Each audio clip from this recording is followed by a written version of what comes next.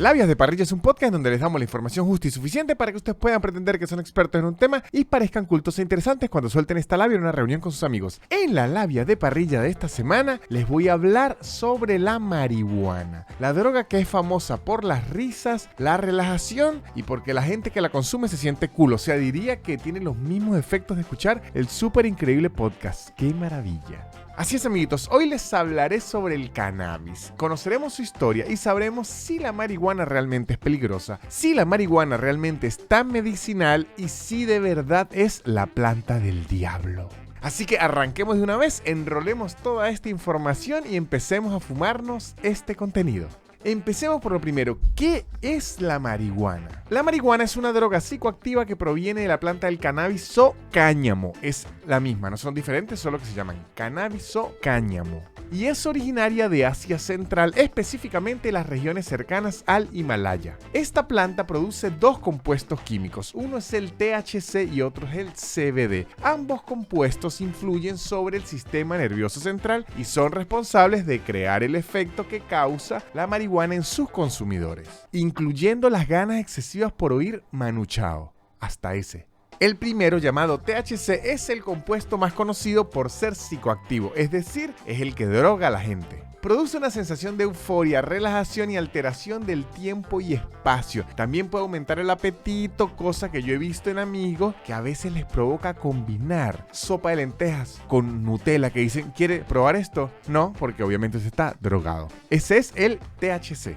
Mientras que por otro lado el CBD es conocido por tener efectos más terapéuticos sobre las personas que lo consumen y no tiene efectos psicoactivos, es decir, no droga, o sea, es el aburrido. El CBD ha demostrado tener propiedades antiinflamatorias, lo que lo hace potencialmente útil para el tratamiento de condiciones como la artritis reumatoide. También se ha estudiado que tanto el THC como el CBD tienen efectos ansiolíticos y antidepresivos, lo que podría ser muy beneficioso para personas que experimenten este tipo de trastornos. ¿Y por qué ustedes dicen? Si tienen todos estos efectos, ¿por qué no lo usan ya? Porque como es ilegal en muchos lugares, no se permiten hacer la suficiente cantidad de estudios como para que se vuelva a utilizar. Y porque digo vuelvan, ya van a ver. Pero empecemos con preguntas más básicas. ¿Desde cuándo se usa la marihuana? Muy buena pregunta imaginaria que me hago a mí mismo pretendiendo que soy ustedes. ¿Desde cuándo? Pues bien, la evidencia más antigua de la marihuana se encontró en un sitio arqueológico en la China, en donde se descubrieron restos de plantas de cannabis carbonizadas datadas de más de 4000 años antes de Cristo. Y cuando digo carbonizadas, ¿a qué se refieren? ¿Que las prendieron y lo que quedó fue las cenizas y el reggae? No. La carbonización es el proceso en donde la materia orgánica, con el pasar de los años, pierde progresivamente el oxígeno, la materia se fosiliza y se convierte en carbón.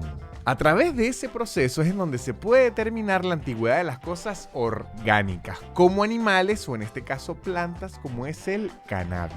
Ahora, lo importante aquí es que al comienzo el cannabis no se utilizaba de forma recreativa por sus capacidades psicoactivas, no. La marihuana se utilizaba con un enfoque más de poderes con sus medicamentos medio brujos. Servía para el reumatismo, la gota, la malaria y extrañamente para el déficit de atención, que más bien en la actualidad la marihuana es casi la que lo causa, que usted de repente se quede así mirando. ¿Por qué tiene mirando 7 minutos la pared? Perdón, no he fumado nada, ¿ok?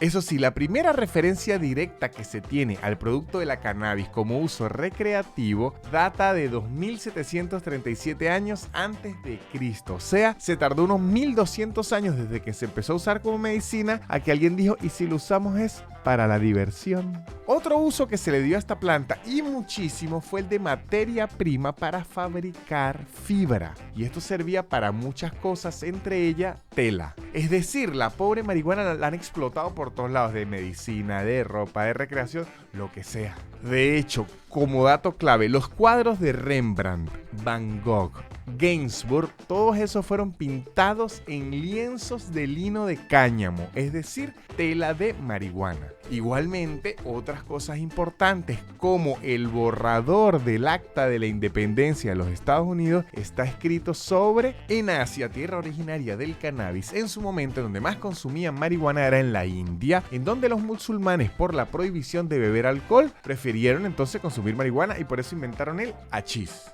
El hachís es una forma muy concentrada de la marihuana que se hace como una pasta y es muy común en Asia, es decir, el hachís vendría siendo como el chimó de la marihuana. La marihuana fue traída a América en 1530 por el conquistador español Pedro Cuadrado, que la trajo para plantarla y con ella se utilizara para fabricar fibras. Así que no se asusten, muchachos, que los españoles no cambiaron oro por marihuana, que hubiese sido increíble, yo prefiero eso que espejos, sino que en esa época era para telas y fibras. Porque en Europa el uso principal del cáñamo era para fibra. De hecho, los 3 barcos con los que Cristóbal Colón llegó a América, las cuerdas de esos barcos estaban hechas con fibras de cannabis. Ahora, el descubrimiento de los componentes químicos de la marihuana se los debemos a un científico irlandés llamado William Brooke O'Shaughnessy, que en 1839 hizo los estudios de esta planta en la India. Para esta misma época, el algodón comenzó a superar al cáñamo como materia prima para fibras y entonces empezaron a buscarle otros usos a esta planta porque dijeron, ya tenemos sembrada muchísima,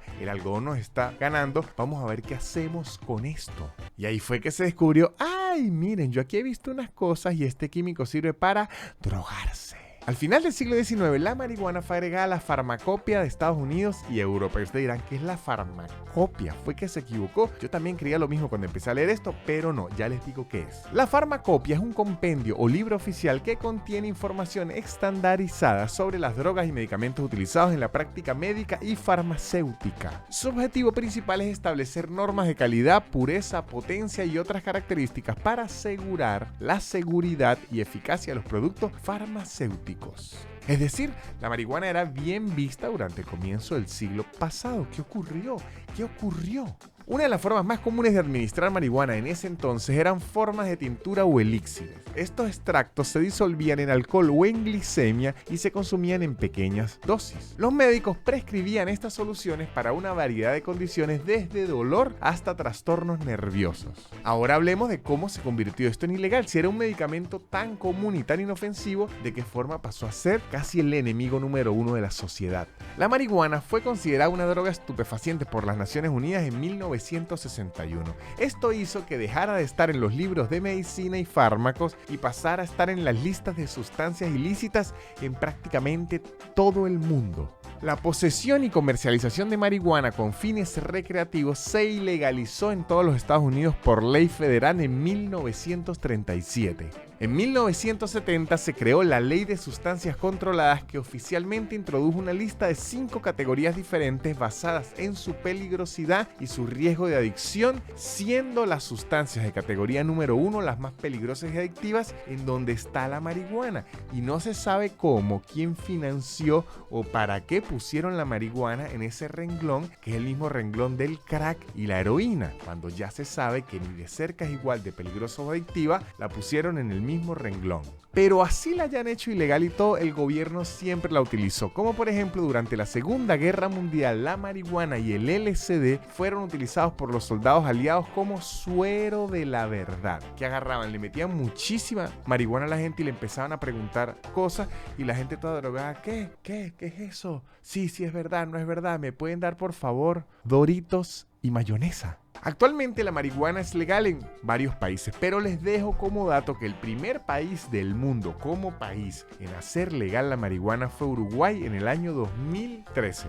Otro dato, desde que la marihuana es legal en Países Bajos, el consumo de drogas más duras ha disminuido muchísimo en esa nación.